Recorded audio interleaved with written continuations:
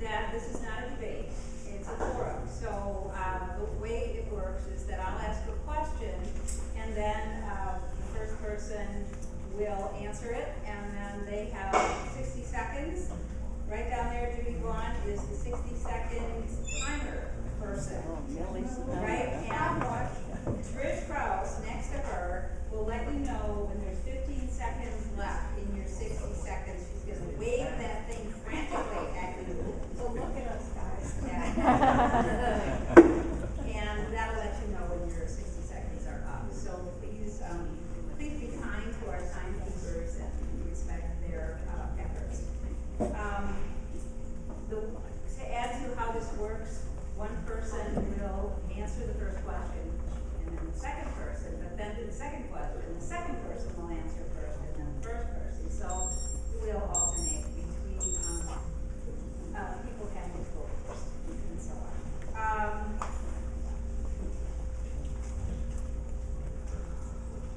I'm going to reiterate one more time that this is not a debate. It's informational performance here with this forum. So let's begin.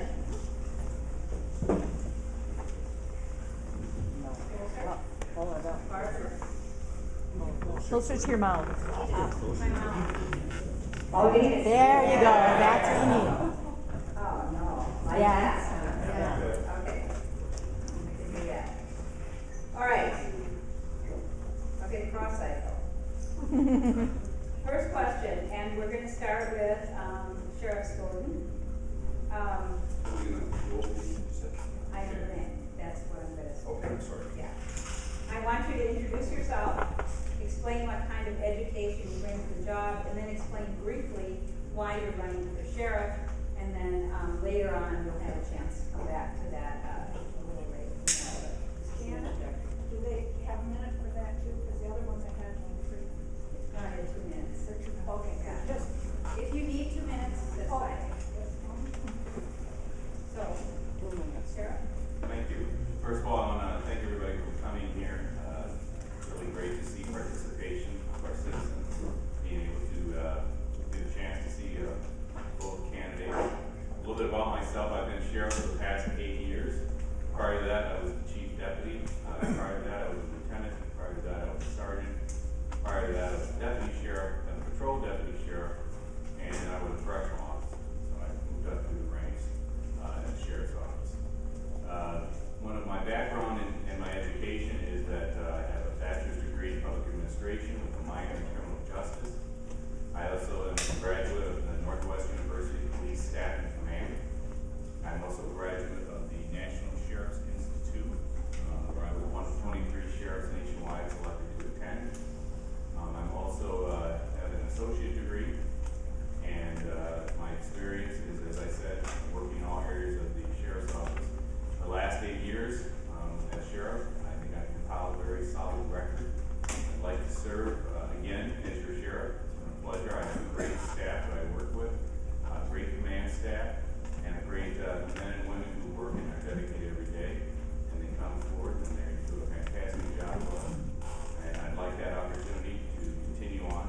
I believe that I have some initiatives which I can bring forward and continue to move sheriff in a very progressive way, in a way that will bring honor and dignity to the sheriff's office. And I'm grateful for the opportunity. Thank you. Captain Grell? Thank you. Test. Good evening, everybody. Thank you all for being here tonight for this very important event. I'd like to thank Janet and the Democratic Party for hosting this evening. My name is Gary Grell. I want to be your sheriff. I have worked for the sheriff's office for over 32 years. I've held multiple leadership positions and currently serve as a captain and a coordinator for emergency management. My job there is to partner with the Rock County public safety sector and our community to ensure our safety. I'm running for sheriff because it's my goal to keep the county residents safe. I'm a better choice for sheriff based on my strong educational background, my knowledge, multiple skill sets, and a collaborative leadership style. The Rock County Sheriff's is a good organization, but in order to be a great one, we need a stronger leader. I am that leader. While the Rock County residents were suffering through a great recession and being victimized by a regional heroin epidemic, my opponent was lobbying for a huge raise increase for himself. The citizens of Rock County deserve a better leader. I am that leader, and that is why I'm humbly asking for your vote on August 12th. For the past 8 years, the Office of Sheriff has been less about leading and more about politics. The organizational mission should be about making the sheriff look good and ensure that he is well compensated. The leader's vision must be about how we can more effectively and efficiently serve the citizens of Rock County. I have that vision. My opponent does not. I am a public servant leader. I believe the sheriff's role is to serve the community and the men and women who protect our community. And in doing so, in partnership and collaboration, leadership style. Our current sheriff does not share that philosophy, and that's why I'd like your vote. Recent endorsements from the 2 largest unions in Rock County indicate others recognize my collaborative leadership style and my knowledge of policing profession and my commitment to putting people of Rock County first. That is why I'm running for sheriff, and why I humbly ask for your vote on August 12th. Thank you. So, Captain Corelli, we're going to begin with you on the second question. And this is more of a, let's relax a little bit, and it's an informational kind of question. Provide some context for this debate. Forum.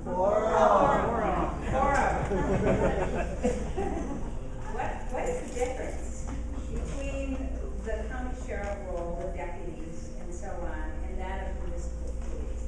How does how does the sheriff's department currently work with local municipal police? And how should it work with them? So that I'm just establishing like your position in our community. Sure. Well, the sheriff's office has the authority to work with an entire county. The jurisdictions within the municipalities work within their city limits. So the sheriff does control, or has control of the county if he wishes. Along that line, I work very well with the other jurisdictions, as evidenced by my endorsement from the Janesville Police Department. I've worked with those individuals for the last 32 years. They recognize that. I've also collaborated with many other jurisdictions along the way with my emergency management skills, and build partnerships that are vital to keeping the community safe and moving us forward in this community. Thank you. Yeah, let's go first. Sheriff's forum. All right. And it's a forum. The role of the sheriff is kind of steeped back in our tradition of the Constitution. Actually, the sheriff acts as the arm of the state. And in certain circumstances, the sheriff has the ability to, believe it or not, raise a posse.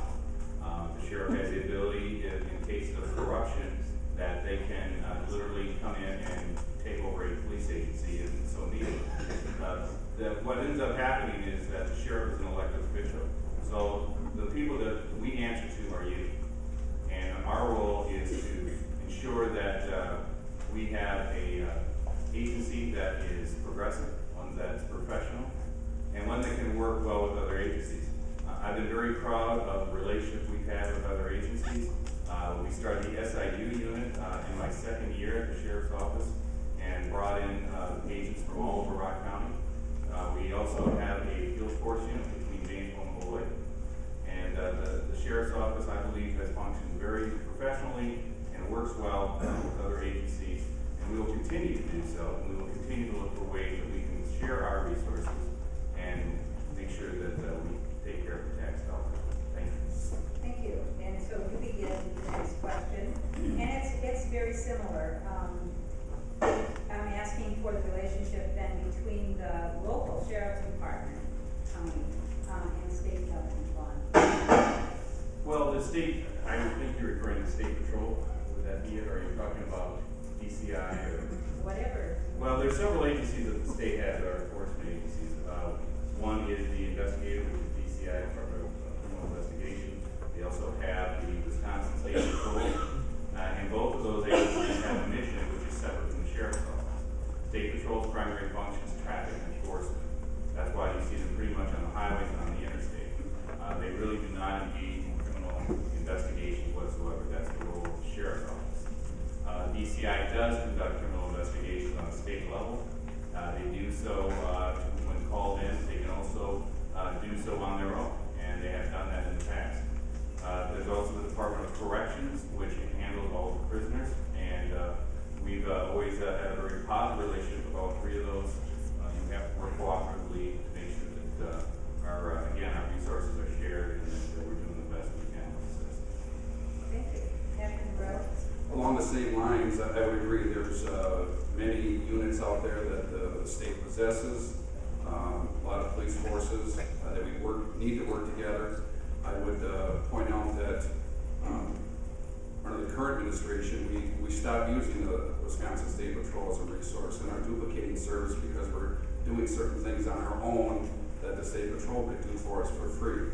And these tight budgets, we have to leverage our resources and use every possible budget assessment that we can collaborate with to help. And by working closer with these other, these other divisions within the state, we can save tax dollars, we can be more responsible to the taxpayers and help them move forward. By building and bridging, team working together with other departments, it's all about teamwork and working together as a unit to collaborate to solve the problems within our community. Thank you. And so you're up first for the next question then. What do you each see as the most important law enforcement issue in the county? Well, without a question, in my platform, I've talked about this continuously in my message throughout my campaign. The number one issue is heroin. The Wisconsin Department of Justice has called it an epidemic statewide, including Rock County. Currently, Rock County is in the highest category for heroin cases in the state. There's 5 categories. We've been in that position for the last 6 years. There's not a strategy in place that I see. I've developed a strategy, a 7-step plan to tackle it. It involves community resources, involving educators within the school, educators in the community, as I am currently doing, working with the Janesville Mobilization for Change, where I've taught good drugs gone bad many times in Rock County. It's an epidemic that we have to face, and currently the deaths are mounting. We had 54 last year, and the numbers continue to rise as the coroner keeps reporting his statistics. Thank you. Terrence Bowden? Sure. I guess I'm reiterating what I said in the past too, is that the captain sits at the command table. He sits actually about 2 feet from me. And up until when he announced for sheriff, he never once mentioned that heroin was an epidemic. He never once mentioned that this was a crisis. He never once mentioned it. And, I have had a personal stake in this for 5 years. A good friend of mine lost his son. I had to go to that house, and I had to talk to him and tell him. And that was on a weekend. They were just beginning to put up Christmas decorations. So I, on Sunday, called an entire command staff meeting, and I said, we need to take this on. And we did. The role of law enforcement is enforcement. We started the SIU unit. We have had numerous arrests. We have record numbers of heroin that's being analyzed because we're making arrests. We also are out high intensity drug trafficking. I was able to get that for us. It gives us resources, federal dollars, and intelligence from the federal level. We are making a difference in enforcement. Yes, we need to do more, but we need to do more in the area of having counseling and giving people the opportunity to get treated. Those are the areas we have to focus on. Thank you. We're going to stick with the kind of the problem of drugs and so on for a minute, and Sheriff's Bowden, you're up here. We learned that now marijuana is legal in Colorado. Would you support the legalization of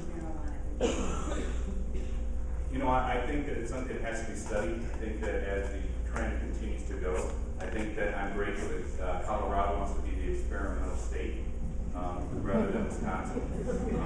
And I'm grateful that they're stepping up to do that because, as good as it sounds, there are going to be pitfalls, there are going to be problems.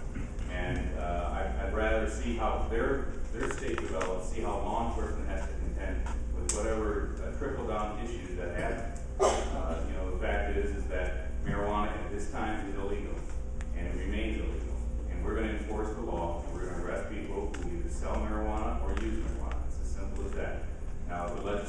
this state decides to change the law, then we will abide by whatever they decide to do. Thank you. Captain Borelli? Thank you. I do agree with that same philosophy. At this time, Colorado and the state of Washington are experimenting with marijuana. I was fortunate, I took upon myself to attend a heroin summit and a prescription drug summit where they talk explicitly about the marijuana use and what it can or can't do and how the outcome is going to be from the state of Colorado. I believe that obviously it's illegal now. We are going to enforce that law. I'm anxious to also see the results that come out of the state. Until we know, we won't know until 5 or 6 years later after the statistics are revealed if marijuana is good or bad, or the number of accidents increase or decrease. There's a lot to be learned yet. So we will let those other states do that experiment for us. But we need to continue to educate ourselves about the possibility and what drugs can and can't do to our community and teach our kids and parents the same. Thank you. Captain Borelli, you are up then for the first for this next question, and as long as we're on this kind of issue, we might as well continue down this path. Given that Wisconsin has a history as being a hard drinking state, and we're always prideful about the amount of brandy we drink and the amount of beer we drink and the numbers of breweries we have in the state, so on. How serious is the alcohol abuse problem in this county, and how does it affect your department? Well, it is very a serious problem. We've had it for a long time. The state, unfortunately, promotes a culture of drinking. I think what needs to be done is continued education. We've done a good job as a state, as a county, but more can be done. More education can be done. We need to continue with the grants. I've helped develop some of those grants for OWI and to help protect our citizens. But the main focus should be education. It's interesting though, as I went to that summit that talked about prescription drugs, no longer do car accidents exceed is the main killer of individuals. It's people with opiate addictions that have drugs in their system just recently exceeded the number of car crash victims that we have in our county and our state. So along with that focus, we need to focus on prescription drugs and continue on the heroin abuse as well. Thank you. Just yesterday, the day before, we had something that occurred that I never thought I'd ever see. And that was a woman who was pulled over and involved in a minor accident and had a blood alcohol content of 0.16, double over the limit. And she had 4 children that she was responsible for caring for as a child caregiver, and her own 2 children. And that to me really brought home that we have a serious issue in this state with alcohol. We have a culture that promotes it. We have a group of businesses and lobbyists that work hard to make sure that we don't raise the liquor tax, we don't go out of our way to make it a stiffer crime. So it's something that all of us have to look within ourselves. We have to make sure that we really and truly understand that drinking is an acceptable behavior, but with that comes responsibility. We've used enforcement and grants that Captain Maurer has written, and I'm grateful for that, and we have done that, and we have made it so that we have a strict enforcement, and we're going to continue to have that on the highways. Thank you. Sheriff's Bode, you're next, and we're going to change topics. The traditional attitude or motto, it seems to me, that we have understood about police units of various kinds has been that they exist to protect and serve. However, we have also seen an increasing militarization of many police forces throughout the country, and an attitude of increasing violence or extreme reaction, we might say, from police behavior towards citizens. Why is this happening, and what is your thought about that in this county? Well, I think part of what's happening is that the police, and we've seen it happen a couple of times, once in LA, and I can't recall the other place, where the police were outgunned. The bad guys had better weapons. And with the easy accessibility of semi-automatic weapons and other explosives, they can, at times, outgun police officers. My father was a deputy sheriff, started in 1967. He carried a .38. And today we're carrying Glocks. But it's not because we have this, at least for Rock County, it's not because we have this passion we want to become our own elite military strike force. It's because we're dealing with a different element out there than we had 30 and 40 years ago. In Rock County, we have a very solid SWAT team. Janesville has a very good SWAT team, and I can tell you that we would rather negotiate any time than have to use force. We would rather wait it out than have to use force. And I'm very proud of our SWAT team and what they do, and I think they represent the finest qualities of this community. Okay, Captain Morelli? I do agree. We have an outstanding team of individuals at the Sheriff's Office. My concern was, though, recently in the last year or two, we did go in and purchase a tank that is part of our arsenal. At the time, it cost the department $40,000. I felt there's a greater need that money could have been spent. I'm all for safety for our men and women. But along that line, we have Glocks, handguns that our deputies wear each and every day and go to complaints each and every day, 3 or 4 times. They encounter individuals that they don't know who they're dealing with. And these guns are drastically outdated. Some are as old as 15 or 16 years old. According to the manufacturer, at 5 or 6 years, those guns should be replaced. So I would have held off on the tank. We could have had the tank. The purpose of to use the tank, as far as Beloit was concerned, we could have borrowed it anytime we wanted. It could have been a win-win situation. We could have bought new handguns for all our deputy sheriffs that we're still in need of as of this day. And it's not a tank, it's actually a rescue vehicle that we use to retrieve officers that we have. It's more like an armored car. It's not a tank, it doesn't have guns. So, Okay. just to be clear. Point of clarification, all right, Captain Morelli, you're gonna get a point of clarification here. Some people have asked, you say you have a strong educational background, would you like to talk about that? Sure. In 1981, I graduated from Milton College and had a bachelor's degree in criminal justice. Later, that next year in March, I started at the Sheriff's Office. While I was at the Sheriff's Office, I pursued my master's degree in highway traffic safety from UW-Whitewater. And then in 2009, I was specifically selected to attend the National FBI Academy in Quantico, Virginia, where at this academy, less than 1% of all the law enforcement officers in the world get selected to attend that academy, which I was very proud of and one of the highlights of my career. I've also taken other additional classes while at the Sheriff's Office, executive management program through Northwestern University that I was very proud of. So I encourage others to take formal education. It's vital in their promotional process, in their education process, and I support that wholeheartedly. Thank you. So, let's see now, we have a point of clarification. So I guess we're going to the sheriff's. Okay. So back to the question, the issue that we just talked about, the whole increasingly, more aggressive stance of police, then that's probably the wrong word that I'm using there.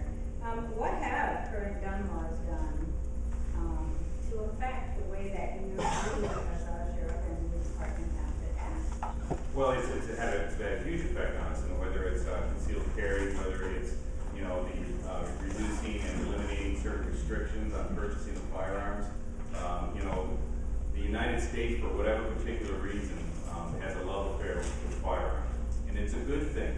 I mean, that's fine. It speaks to the tradition of our heritage of the being out west and the freedoms. But I today just cannot understand why somebody thinks they need to carry an AK-47. I can't understand why somebody feels they need to carry any type of an automatic weapon. The fact of it is, if you want to protect yourself, it can easily be done by the use of a handgun. It can easily be done with a shotgun. And when we look at the tragedies that we have each week, I mean, it's not even news anymore. Of kids that are coming into schools or going into businesses and just creating carnage with these type of weapons. It creates a hazard for all of us.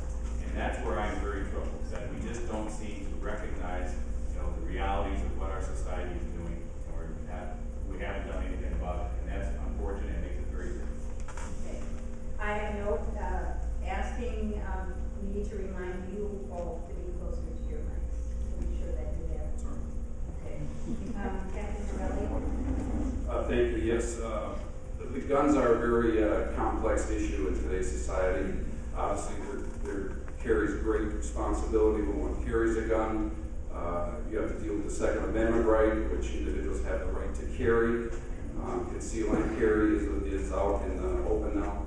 I promote the fact that we work with legislatures continually to monitor the laws and what's appropriate for our people. I promote the fact that we need background checks, critical background checks of every individual. As the Badger State Sheriff's Office and the Chief of Police Union also agreed, we have to do more to protect our citizens, and by having those background checks, they'll make us safer. I'm also very interested in starting an active shooter program within the county, bringing other departments together so we can train together and respond to an incident, God forbid something of this nature would take place. But there's more we can do in that area collaboratively to work together. Thank you. Captain Morelli, because of the increasing problem with sex trafficking affecting Wisconsin from the northernmost parts of the state and the Lake Superior ports, and kidnapping and assaults on Native women from nearby reservations in Milwaukee, and with the nearness of Chicago International Sex Trafficking, is that a problem? Is sex trafficking a problem in Rock County? And if so, what is being done about it? Well, I don't know that we've had a lot of cases. There have been incidences. Unfortunately, in today's society, there's such great demands on law enforcement. The internet has opened up a lot of doors for criminals to act, and it has happened in those cases that you mentioned. Again, we need to educate ourselves and be aware of it. We do have an internet program at the Sheriff's Office that has worked very well in finding perpetrators of our young youth. We need to continue to do that. I promote that as well. It is something that is grown out of the internet world, as we all know. It's expanded with the use of that. So it's imperative that we stay on top of that and use our resources appropriately to monitor all those situations in and around our county. Sheriff Spoden? Yeah, one of the things that we know about human trafficking for people to engage and make them basically sex slaves is that a lot of times they troll on the internet. And that's why I was excited that we could bring back and start our computer cop program so that parents can actually see if their children are being followed by pedophiles or if they're being bullied. It gives a great tool so that information is the first step. We also have to dispel the myth of sex trafficking, that it happens in all categories, that it's not just one particular group, it's not one particular race. We need to make sure that we coordinate with our other agencies here, that we realize that this can happen. We don't ignore the fact that it could possibly be here in Rock County. So I think I'm very pleased that we took the first step with our computer cop program.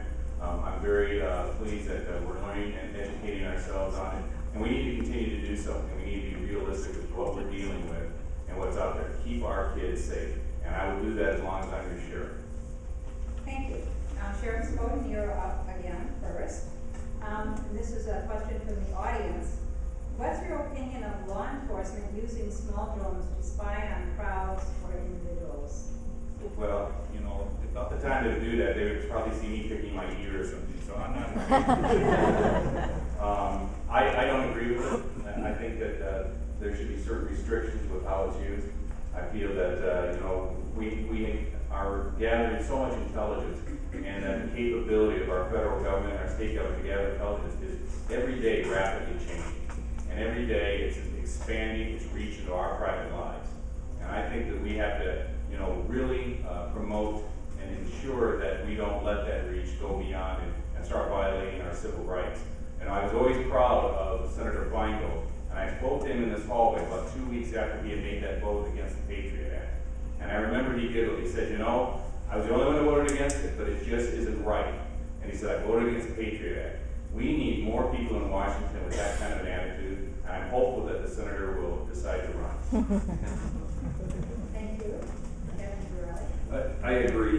The drones, it would be a violation of our rights, First Amendment rights, and it is excessive. It's an invasion of our privacy.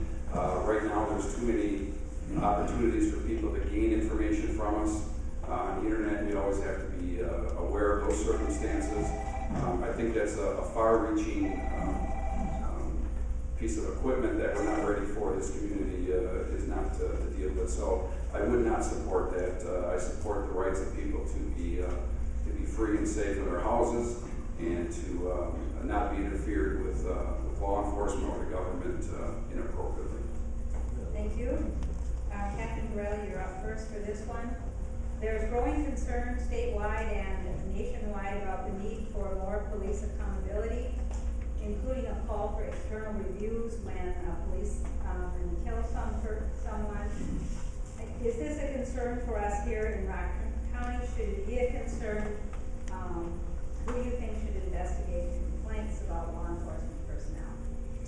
Well, again, with the internet and the availability of information that is out there with cameras and microphones, police are always scrutinized very, very much so every day, and we train our officers diligently to perform their duties as they're trained.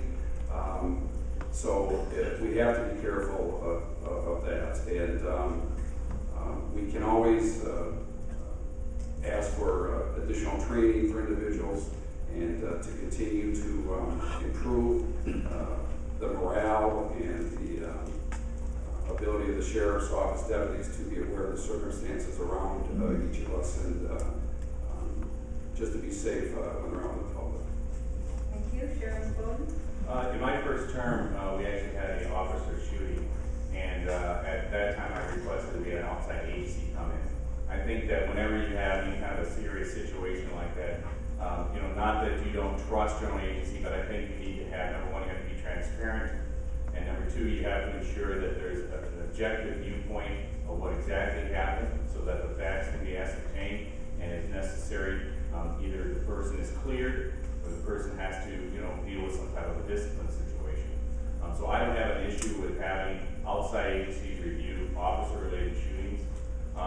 We've also, our agency had done investigations for area municipalities here, because again, they wanted to have an objective view, and I think that is something that is good for our community, and I think it's something that we should continue to do, and I look forward to continuing to have that type of relationship where we're going to be transparent, and we're going to make sure that the public knows exactly what happened and what we did.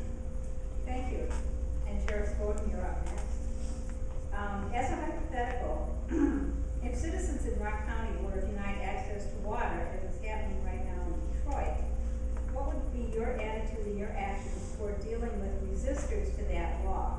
And I'm thinking of Detroit protesters who were bringing water to those being deprived of it, but then being arrested. It's a civil disobedience issue, and what is the take of yourself on this? Well, I had the opportunity, I was up at Madison during the Act 10 demonstrations, and I was very clear with our deputies that these folks that were in that Capitol were expressing their rights. They had the right to be there. It was their Capitol, and I instructed them, you are not to arrest them. You don't work for the governor, you work for me. And if the governors, if they want you to do that, then you need to exit. We will control the crowd, we will keep order, but we are not going to interfere with people's civil liberties. So one of the things that came out of that is the collaboration that we have, where we combined our resources with Beloit and Janesville, and we actually have a mobile field force that trains on a regular basis.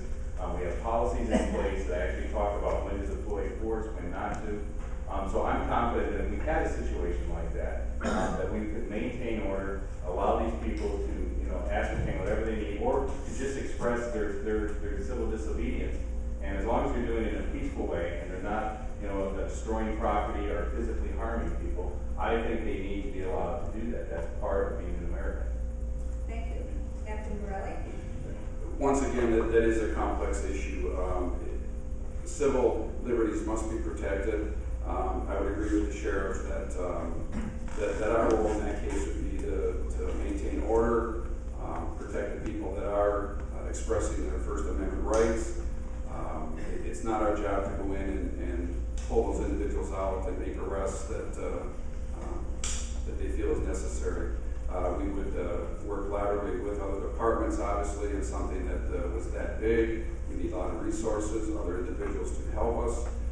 And that's, again, where I excel. I work very well with other individuals, other departments within the county. I have a great rapport with them and would be able to access that ability upon request, I feel.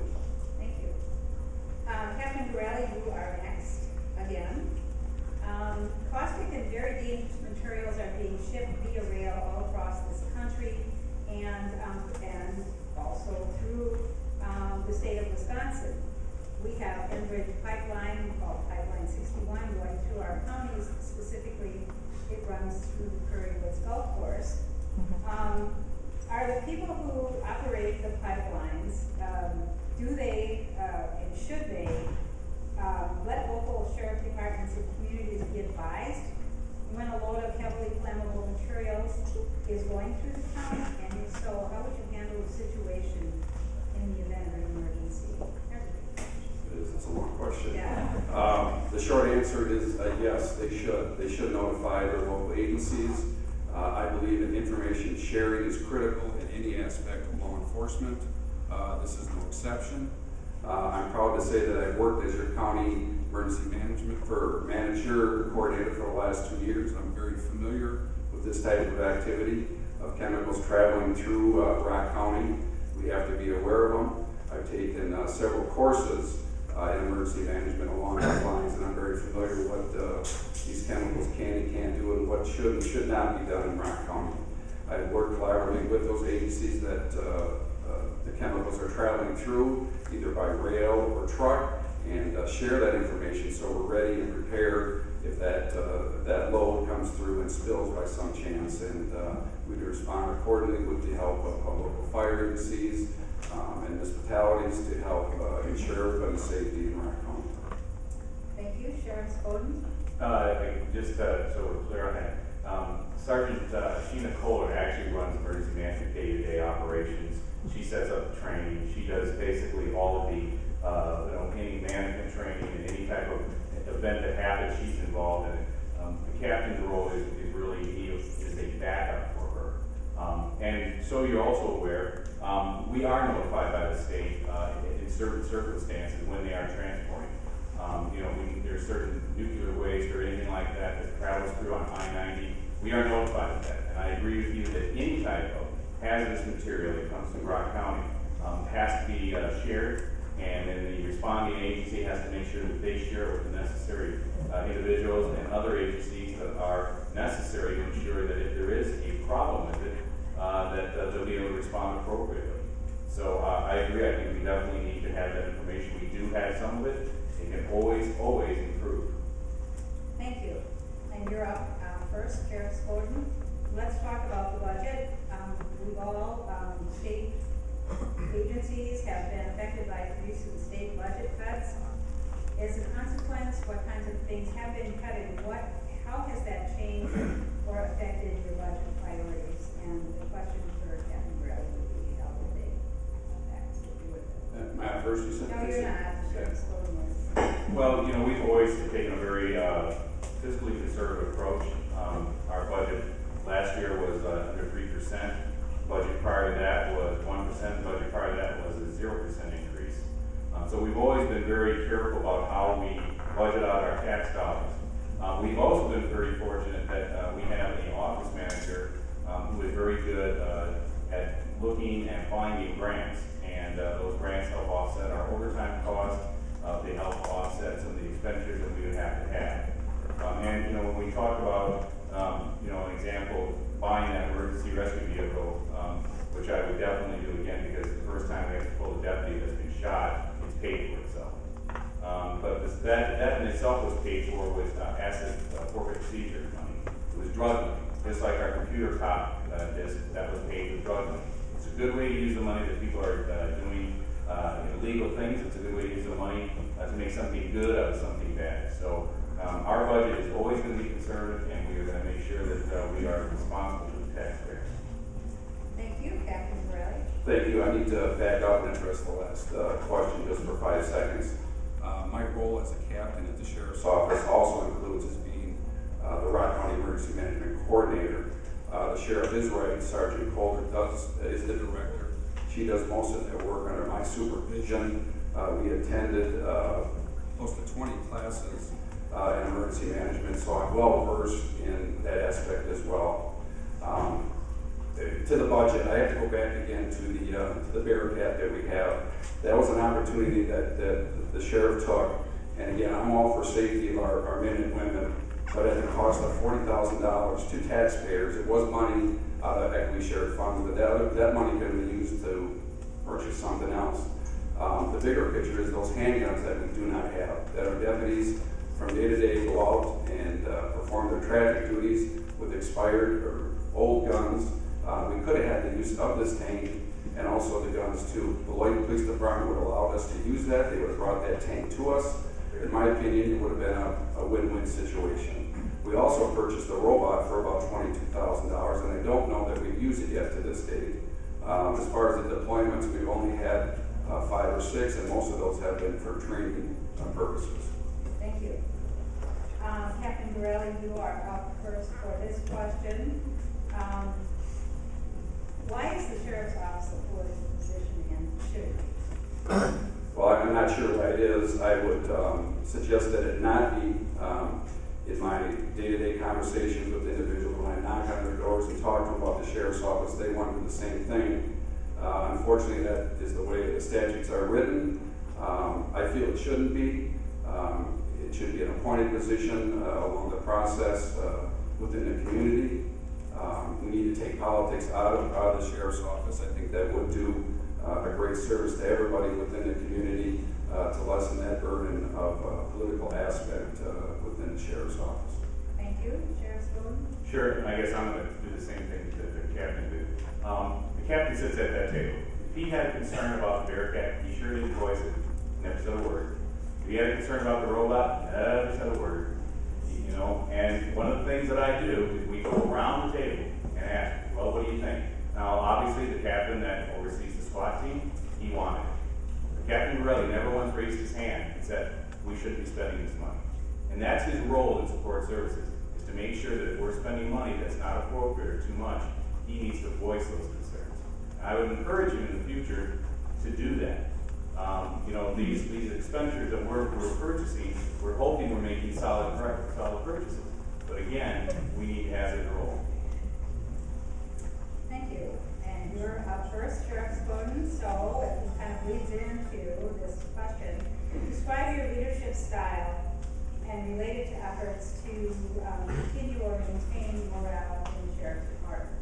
Well, again, as I said, we have a really good command team. And my belief is that as the sheriff, my role is to give you the resources and to have you take on those assignments and complete them and make sure that your officers that are under your command are also completing them. And you know, the fact of it is that we have 205 employees. It's a $19 million budget. I don't have the ability to go and micromanage every aspect of it. I have to trust my commanders and my captains to make sure that they're doing it, that they understand the mission and that they understand what needs to be done. And I have firm belief that we have a great set of captains. I trust in their judgment when they come forward and they have a suggestion. I'm more than willing, if they think that's going to work, then we're going to do that.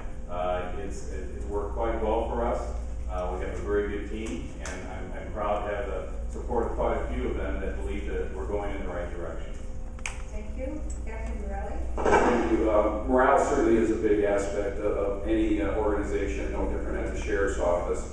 I cannot determine a person's happiness, but what I can do is make an environment that the people enjoy coming to work each day, make an atmosphere of enjoyment, that the people feel rewarded and accepted within that organization. A great part of leadership is having that respect of the individuals you work with. So they acknowledge and understand the mission, the strategy, the vision of the sheriff's office. The morale is a product of what is going on within any organization. In order to do that, you have to maintain professionalism, integrity, and have a strong sense of leadership and direct your individuals and have their respect, gain their respect through your history of employment. Could you repeat that question again?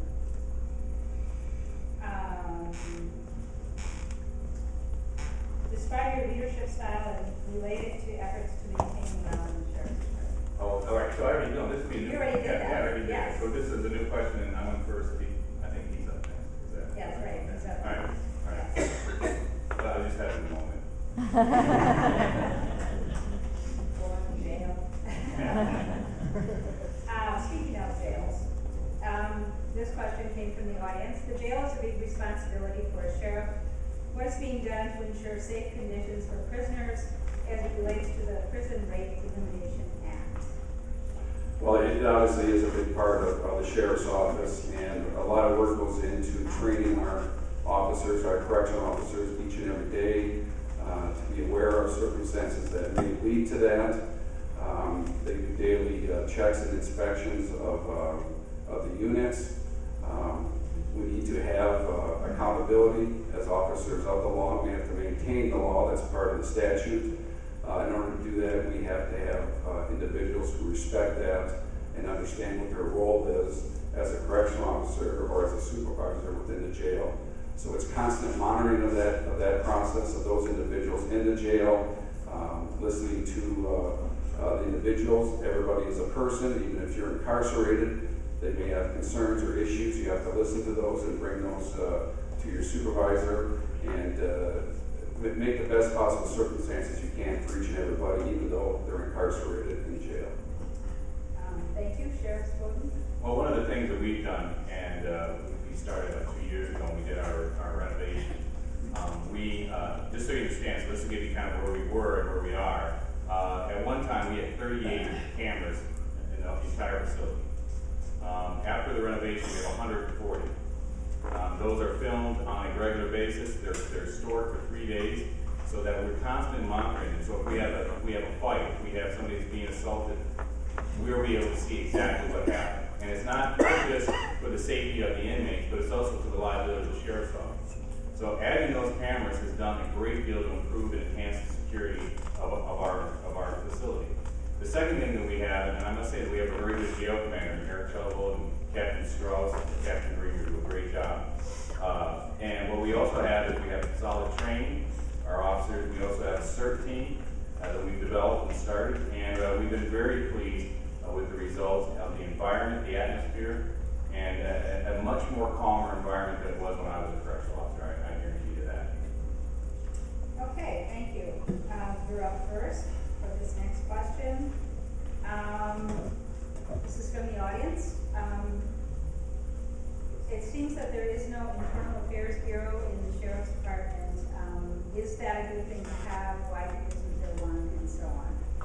Okay. Well, the fact of it is that we don't have the resources for that. You know, and the fact is that we really, in my tenure, we've not had a great deal. We have had situations where we had to do some internal investigations, and based upon the seriousness of it, it can either be done by a sergeant, it can be done by a captain, and in some cases it's done by a commander. They've all had experience, they've all been trained in the ability to conduct themselves and actually hold a regular internal investigation, know the proper documentation, know the proper steps of discipline, know the proper steps of doing an interview. So, we manage it. I don't believe that there's a need for one. In larger agencies where you have a higher degree of possibly having corruption, whether it's Milwaukee or even Madison, that would be appropriate. But for the number of employees that we have and for what we've seen in the past, I don't think that it would be required. Thank you. Captain Borelli? Thank you. I would agree that the sheriff's office has just over 200 employees. When incidents do arise, those are assigned appropriately to individuals to investigate those thoroughly. And the number of cases has been minimal, but we do have officers that are trained. Our command staff handles those complaints. We look into them and review them. It's a very serious concern on our part, and will continue to be, that everybody's held accountable to a standard of professionalism within the sheriff's office, that they've taken an oath to perform their duties to the best of their abilities according to the Constitution, and we will see that through that is done, and it's appropriate that we have those investigations discipline is a big part of the sheriff's office, and rightfully so should be. Thank you. And you're up next, Captain Borelli, or I should say you're up again. What's the most difficult professional decision you had to make in the sheriff's department?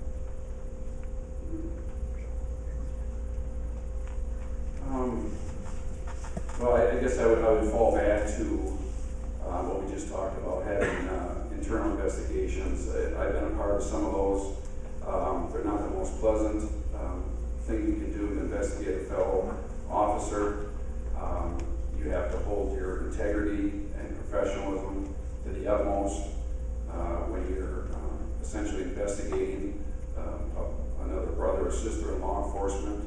But you have to remember it's something that you have to do. You took that oath, and you want to hold everybody accountable to the highest degree and make sure that the right facts come out, and that the people, the citizens of Rock County, are spoken for, and that we're held accountable to everything that by law we should be. And but those are the most difficult and challenging situations that I've been in, especially as a supervisor. Thank you. And Sheriff Spoden? Well, ultimately, the decision on whether or not somebody's going to be terminated is my decision. And I'll have the captains of commanders come in to present the facts of the case. I'll review them, I'll look at the employment file, and I'll look at the seriousness of it. Now, one of the things that I always speak to our young officers when they start is I always tell them, 95% of the mistakes you make, we can work through, we can correct. But if you lie or you falsify a document, I can't save you, because you violated the trust of our community. And so when you have to make that decision to let somebody go because they didn't fill out their application properly, because they failed to give an accurate report because they outright lied, there's nothing I can do. And it's difficult. They have families, they have children, but at the end of the day, the integrity of this office and our trust with the community cannot be broken. Thank you. And Sheriff Spoden, you are first. Now, what are the biggest challenges facing the sheriff's department or law enforcement in general in the county right now? Well, obviously, I think we've got substance abuse issues. I agree. I think heroin is an issue. I've been talking about that for 5 years. I think alcohol is a serious issue. And I think that there's an element of violence that we have. And I think that we need to really focus in on drug trafficking. That's partly why we have our HIDA unit, and partly why we have the SIU. The things that make Rock County very popular with businesses. We're close to Chicago, we're close to Milwaukee, we're close to Rochester, we're close to Madison. What makes us attractive to legitimate businesses also makes us attractive to criminal enterprises. And we have to make sure that we're constantly on top of that. We have to improve our software, we have to improve our technology on a regular basis, because technology is changing rapidly. And we have to make sure that we keep up with it, because we know the criminals are for sure. Thank you. Captain Borelli? The biggest current concerns I see or challenges is first, again, on my platform is heroin.